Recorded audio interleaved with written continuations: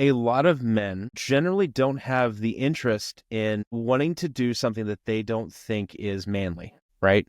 Yeah. There's always been this stereotype around deep, intimate conversation and willingness to share vulnerabilities that male culture is averse to, which is hilarious to me because it's the only way you actually become stronger. Mm. I recently got into jujitsu about 6 months ago. I'm in my 30s. I needed a new hobby. It's not bad enough that I have two children, right? And I did martial arts as a kid, so I had a background there. And I will tell you that nothing humbles me faster and makes me want to get better than absolutely getting destroyed by guys who have been doing this longer than me and better than me. And they always tell me where I'm messing up. There's the willingness to share, this is where you're weak. You got to work on that. And I think that a lot of our culture has moved away from wanting to show weakness, or almost the weakness that gets showed is very superficial. Like it's oh, well, I don't have a fancy car yet. Or I don't know if that's making sense, but I hope it is. So Yeah. there's Oh, go ahead. a lot of men, because I talk to guys. That's almost all of my clients are male without end. Like it's because I'm a male clients find me Mm-hmm. because I'm going to understand things about their lived experience that is not going to be understood by those who've never lived it.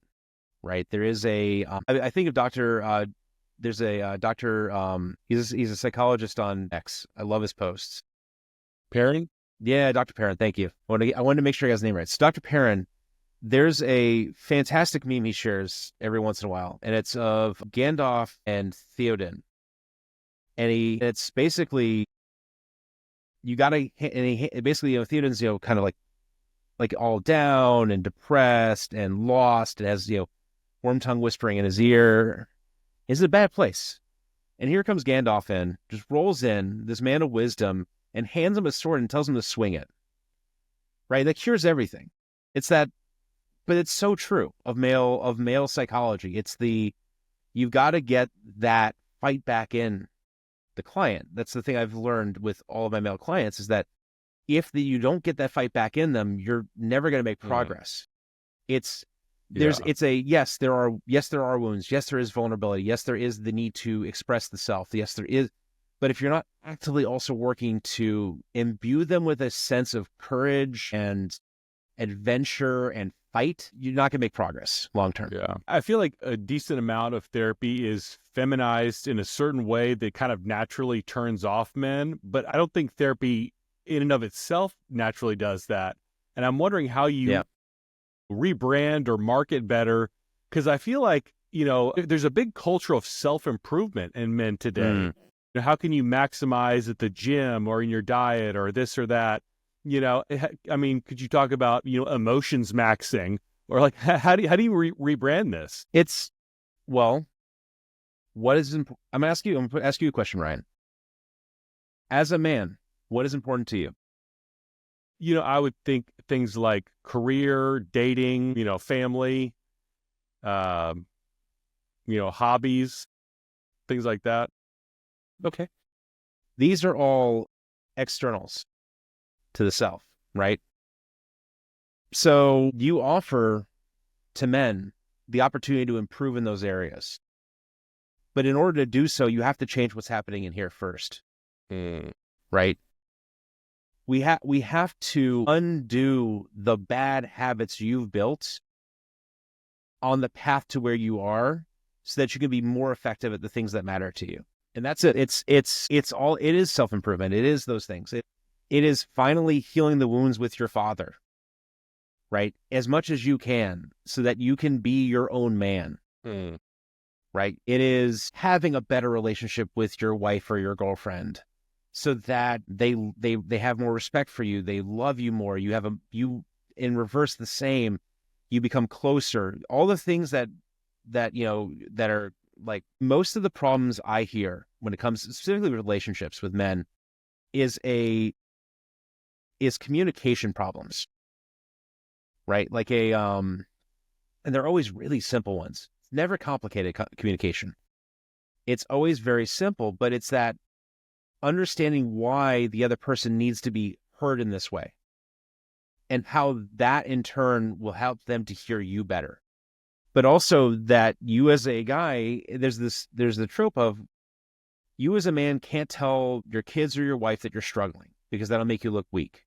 And if they sense that you're weak, they're going to leave you, right? That's the constant trapping. So you keep doubling down. You keep doubling down. You don't tell anyone.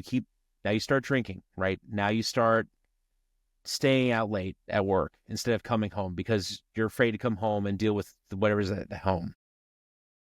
And instead of just having a good, healthy, communicated relationship with your wife or your girlfriend, where you let them know what you need in order to succeed, you just hide. And eventually the problems become so big that you can't unpack it. And then it becomes catastrophe. And now you're alone. Yeah, You know what happened. That's a tough, kind of balance to strike, though, because men are judged by their masculinity, and you could be punished for your lack of masculinity. So how do you balance that need to keep that up with also this need to nurture my soul by being vulnerable? So it starts with the question of what is masculinity? So that's a great question. Right. That's a great question. I would say that masculinity is defined by a few key things, right? And you as a male, you have to ask that question to yourself, what is my masculinity defined by?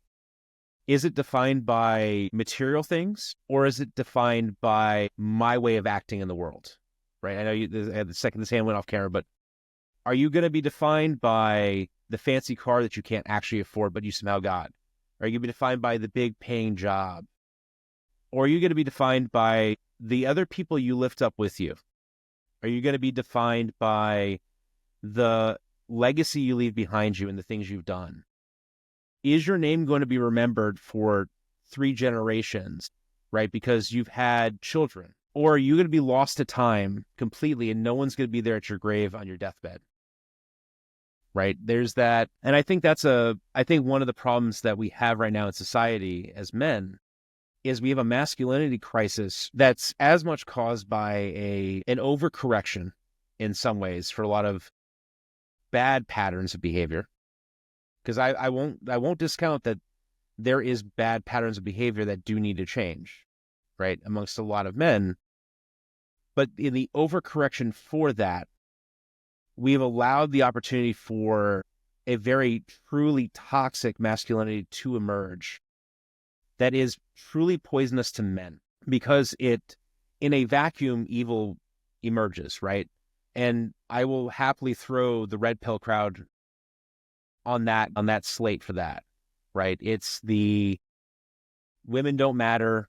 It's everything that was screamed about as being wrong with men is actually materializing almost as if it's been willed into existence by the declaration that it must exist, right? So that all healthy masculinity was smashed out of the way, right? A good example is that men police men. We do. We really do. It's if you're not stepping up in a workplace, the men around you are going to let you know. You're going to get called out by the other guys because you're not lifting your load.